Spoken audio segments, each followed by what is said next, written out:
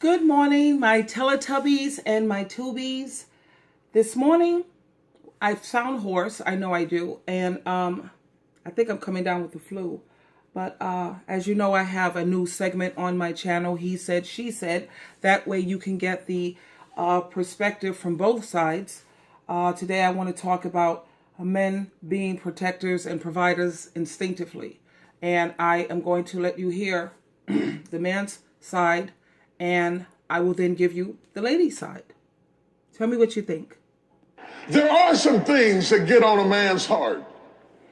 There are some things that upset him. We are winners by nature. We are workers by nature. We are overcomers by nature. But whatever we love, we will fiercely protect.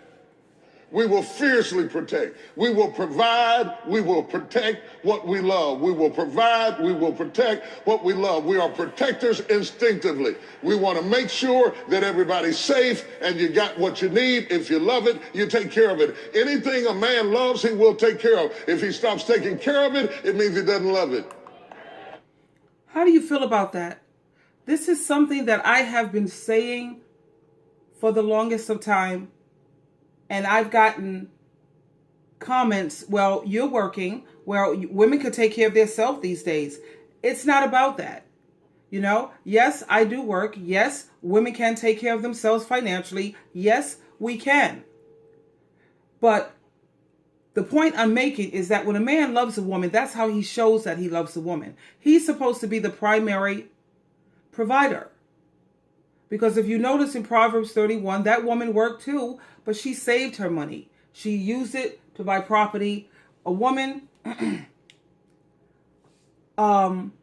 definitely stand on her own financially this day and age.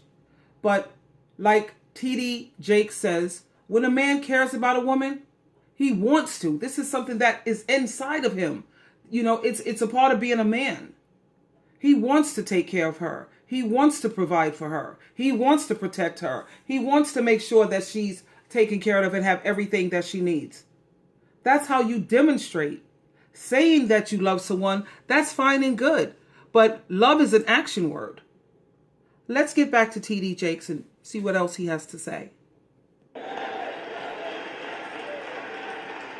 He will provide for it. He will protect it at all costs. He will provide for it and he will protect it at all costs. And when something happens that he can't handle, we just go crazy because we think we are supposed to fix everything. If you talk to us about something, the reason men can't talk to women is that women...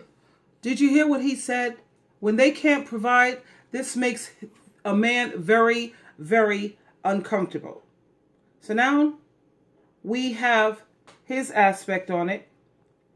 I'm going to let you hear from another man, just so you know that I'm not just, speaking, trying to be a chicken head or a gold digger. No, it's not even about that. No. It's about demonstrating your love for the woman. I am getting our next person up. His name is Lanier. And let's see what Lanier has to say. Oh, Lanier is a bit bold. Welcome back. Okay. Today he's going to say this. All day YouTube channel. I appreciate you again for being here.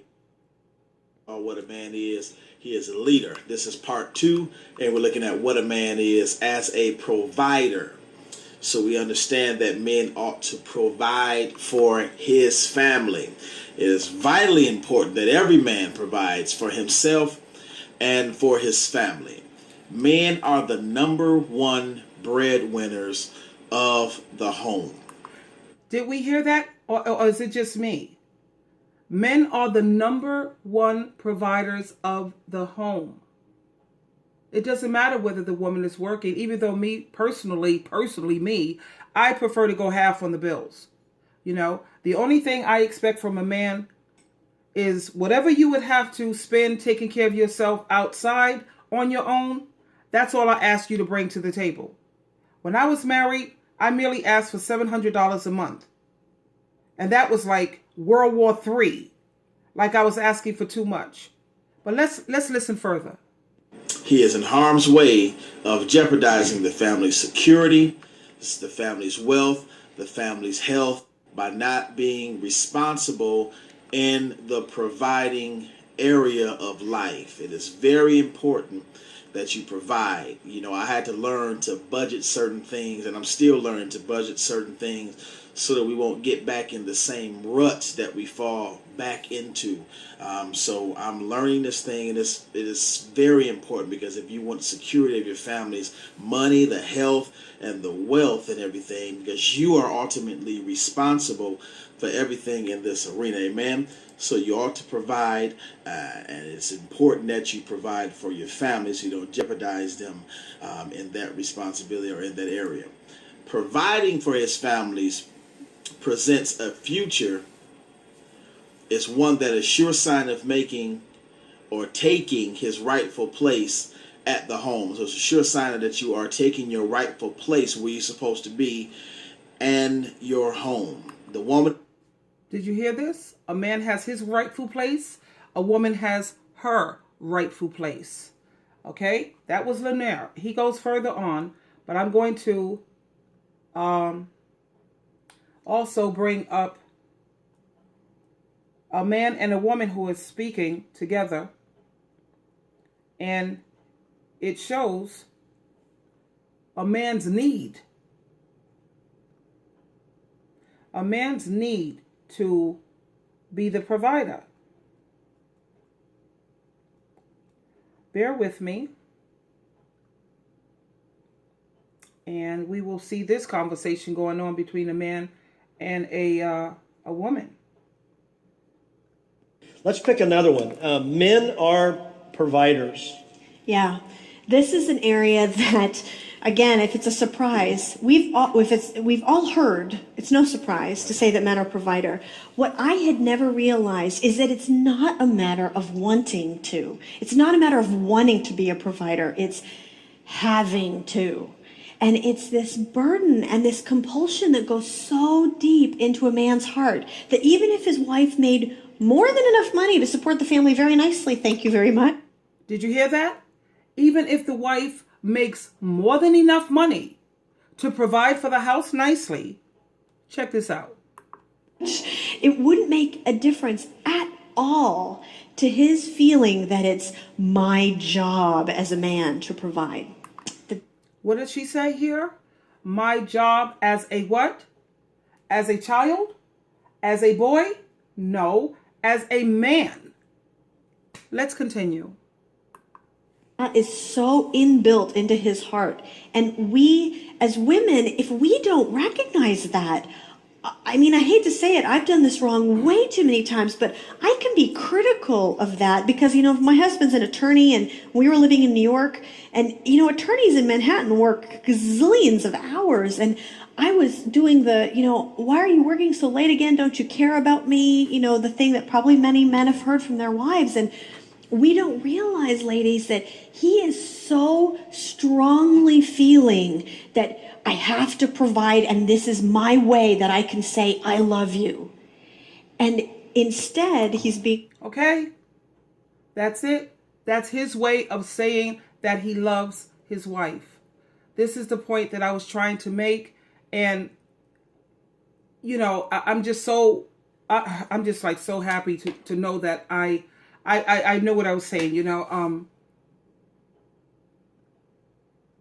You have a lot of men who feel that Caucasian women are more submissive than ebony women. And that's one of the reasons why. Because these Caucasian women, they don't have to tell their men their role. They already know. Okay? It's easy to be submissive to a man who's a provider. A man who knows how to take the lead in the home. A man who you don't have to tell him his role. He already knows.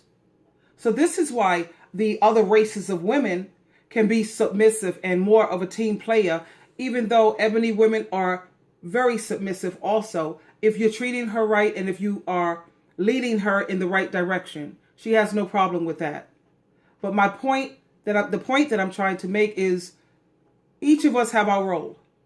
Okay? And when a man loves a woman, he will provide. Not only will he provide, he wants to provide, regardless of how much money she makes. And looking at this lady here, I could tell she makes a pretty penny. She'll probably put my paycheck to shame. And yet and still, she has her husband who's taking care of everything. I have people here where I live. And these women around here, it's predominantly Caucasian people where I live, you know, and all of these women, I see them with jobs. And we hang out in each other's house from time to time having coffee and dessert. And all of these women have their husbands taking care of all the rent, all the utilities, all the food. And I was like, well, what do? They're getting their breasts done. They're getting their butts lifted. You know, they sit up there and they pay something like the Wi-Fi or the cable, you know, things like that. They contribute with the food. And I was like blown away. I was blown away because, you know, these women, come on. You go into their house. Majority of these houses look like there's a tornado that went through it. They don't hardly cook. They don't hardly clean. And yet they got these men providing, taking care of everything. You know, here it is. I cook, I clean. I'm the house manager. I'm the therapist. I do the laundry. I make sure that my family eats. And you want to give me a hard way to go? I had a huge problem with that. Anyway, I'm glad to share this with you. This is Sheila True Love. You always have a choice. The choice is always yours. You could choose to stay and allow someone to take you for granted, or you can leave. Okay, until next time, bye for now.